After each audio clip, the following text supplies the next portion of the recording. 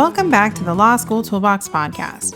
Today we are going to do another of our Listen and Learn series, this one on the reasonable person standard. Your Law School Toolbox hosts are Alison Monahan and Lee Burgess. That's me. We're here to demystify the law school and early legal career experience so you'll be the best law student and lawyer you can be. We're the co-creators of the Law School Toolbox, the Bar Exam Toolbox, and the career-related website Career Dicta. Alison also runs the Girls Guide to Law School. If you enjoy the show, please leave a review or rating on your favorite listening app. And if you have any questions, don't hesitate to reach out to us. You can reach us via the contact form on lawschooltoolbox.com, and we love to hear from you. And with that, let's get started.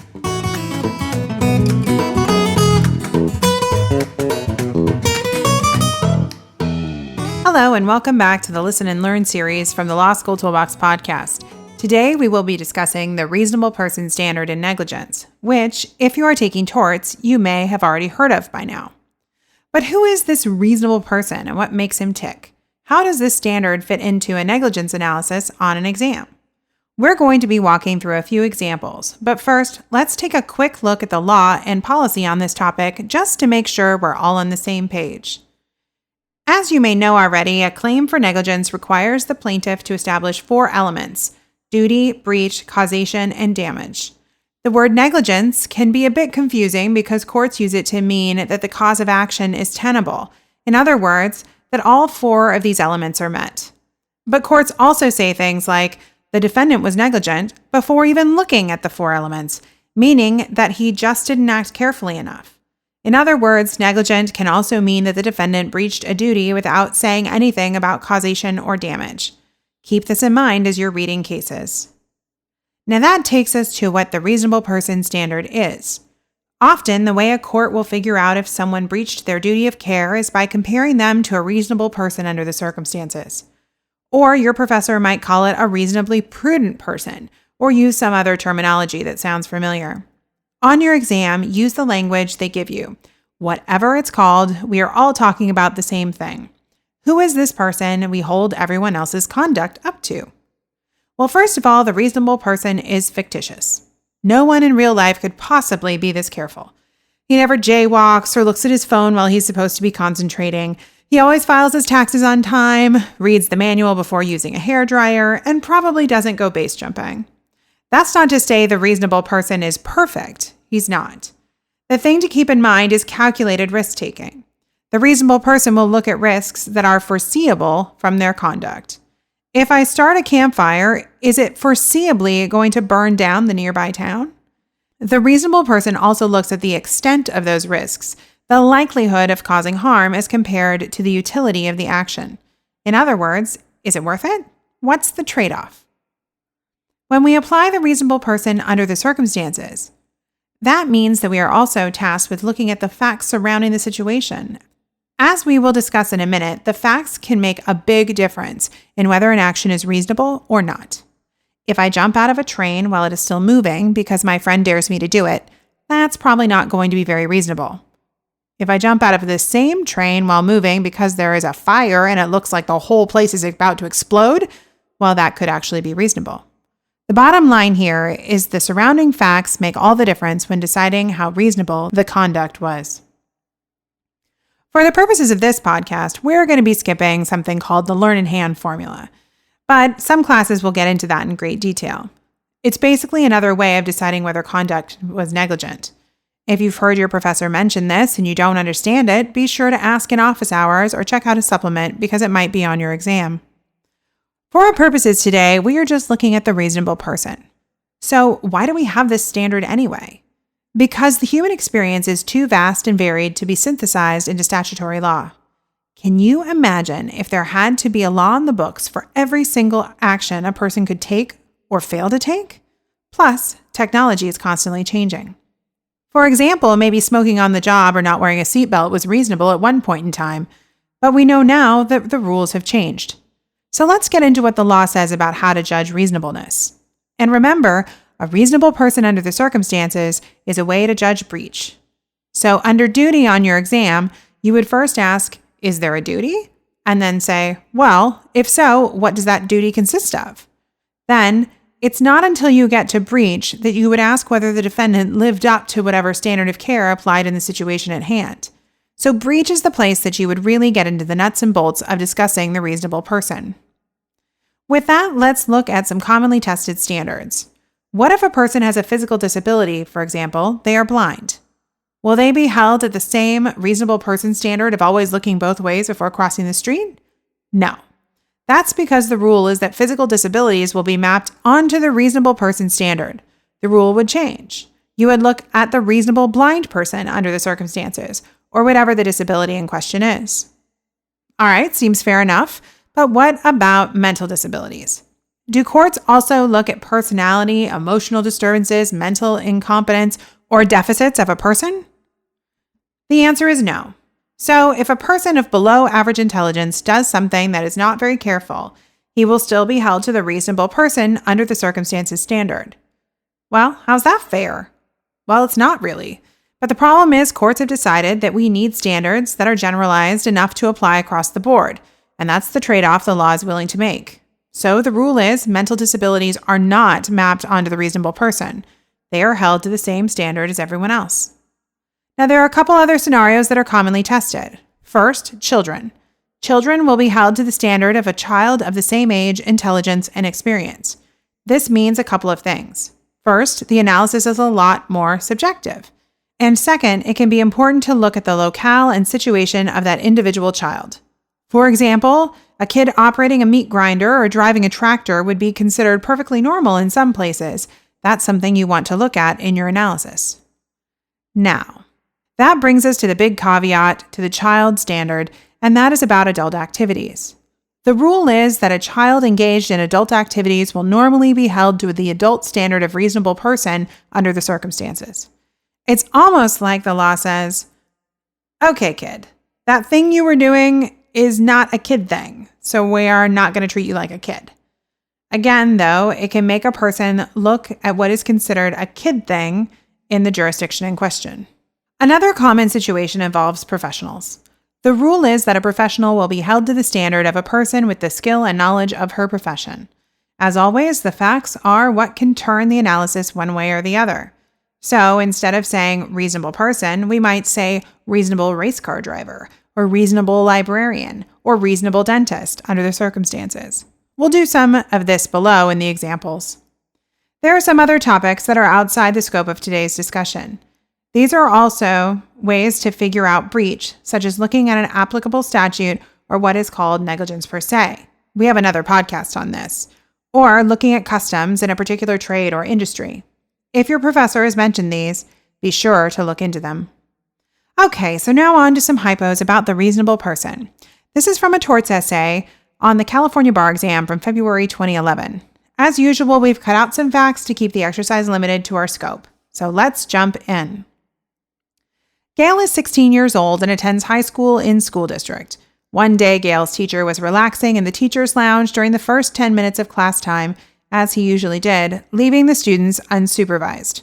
School district had long been aware of the teacher's practice, but had done nothing about it. Gail drove to the home of her friend Frances, parked her car several feet from the curb, and entered the house. She came out later carrying some paintings. In a patrol vehicle, Paula, a police officer, spotted Gail's car. Frances yelled to Gail, "Quick, move your car!" And Gail ran and jumped into her car just as Paula was walking towards it. Suddenly, without looking, Gail swung her car towards the curb, hitting and severely injuring Paula. Who can Paula raise a negligence claim against? Now, there's actually a lot going on here, so let's look at each actor one by one. First, our main defendant is Gail, the student who was driving the car that hit the police officer. Was Gail behaving reasonably? Well, let's check out the standard of care that applies. This is always the first question. So what do we know about Gail? Well, she's 16, right? So according to the law in most states, she's still a child. That means the standard is of a child of the same age, knowledge, and experience. Or is it? Do you think we hold her to the child standard? No. Why not? Because she's driving a car, and driving a car is what? You guessed it, an adult activity. No matter the jurisdiction, kids are not supposed to drive cars. If you're 16, that means that you have a valid license and will be held to the same driving standards as everyone else on the road.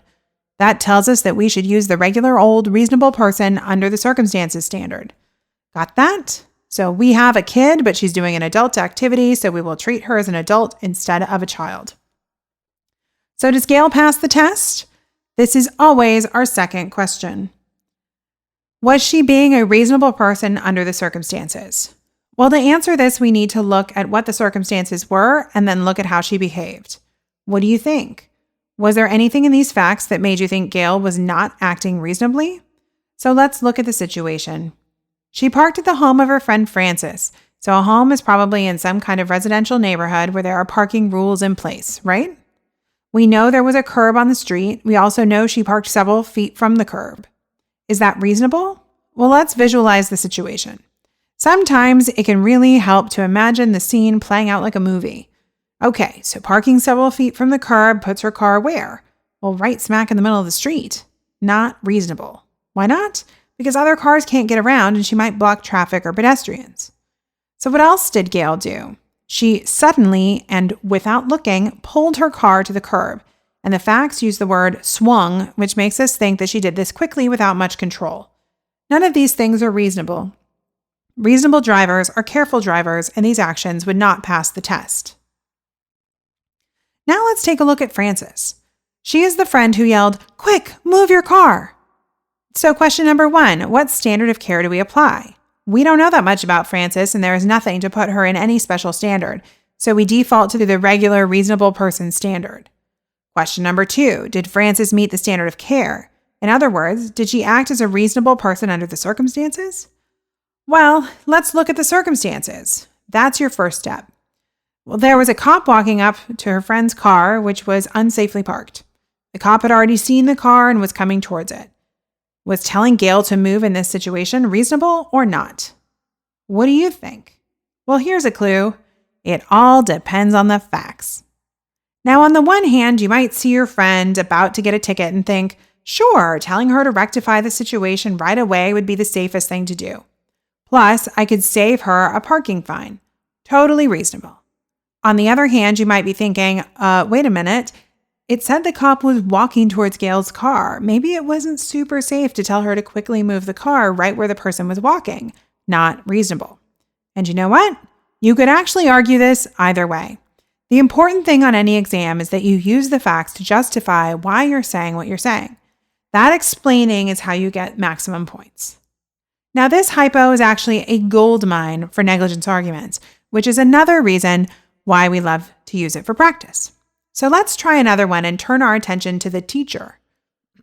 You'll recall that Gail's teacher was relaxing in the teacher's lounge during the first 10 minutes of class time, as he usually did, leaving his students unsupervised, and that school district had long been aware of teachers' practice but had done nothing about it. So first, question number 1, what is the standard of care that applies? Well, a teacher is different than an average normal person, right? They have special training as a professional. So we would hold them to a slightly modified reasonable teacher under the circumstances standard. Question number 2, did the teacher pass the applicable standard of care? You might be tempted to say that relaxing in the teacher's lounge is a totally reasonable thing for a teacher to do. But upon a closer look at the facts, we see that this was during the first 10 minutes of class time, which means, you got it, class was already in session. This guy was late to his own class. Instead of teaching, he was out relaxing in the lounge. And it wasn't an accident. He pulled this stunt all the time. Not reasonable at all. A reasonable teacher would not do this. Now, the facts also say he was leaving the students unsupervised. Does that make a difference? These kids were 16 years old, right? They were not exactly toddlers. We can imagine situations where it would be totally reasonable to leave them unattended. Maybe the teacher needed to run to make copies or grab a book from the office. That probably would be reasonable with kids this age. But the facts matter a lot. Was he doing these reasonable sounding things? No, he was kicked back and relaxing when he was supposed to be teaching the class. These facts are why he will not pass the reasonable person test. And finally, let's look at our last actor, the school district. On an exam, you may even be tempted to skip this entirely as a possible defendant. But keep in mind, all facts are clues, and the question asked who Paula could sue, which means your professor would want to explain all possible options. If your professor didn't want you to talk about the school district, they would not have given you this fact, or they would have limited the scope and told you to skip this part. So this one is pretty easy. The school district had long been aware of what the teacher was doing, but it had done nothing about it. So the first question, what's our standard of care? A reasonable school district under the circumstances? Second question, does the school district pass the test? No. We already know the teacher was not behaving reasonably. So because they knew this, the school district should have done something. Instead, they did nothing. Note that not doing something when you should have can be just as bad as taking a bad action. Also note that the facts say the teacher usually did this. That means he's even more negligent than we might have originally thought. And by extension, the school district, knowing he didn't just do this one time, but all the time, means they really should have done something. And there you have it, the reasonable person standard in a nutshell. And with that, we're out of time. If you enjoyed this episode of the Law School Toolbox podcast, please take a second to leave a review and rating on your favorite listening app. We'd really appreciate it, and be sure to subscribe so you don't miss anything. If you have any questions or comments, please don't hesitate to reach out to myself or Alison at lee@lawschooltoolbox.com or Alison@lawschooltoolbox.com, or you can always contact us via our website contact form at lawschooltoolbox.com. Thanks for listening, and we'll talk soon.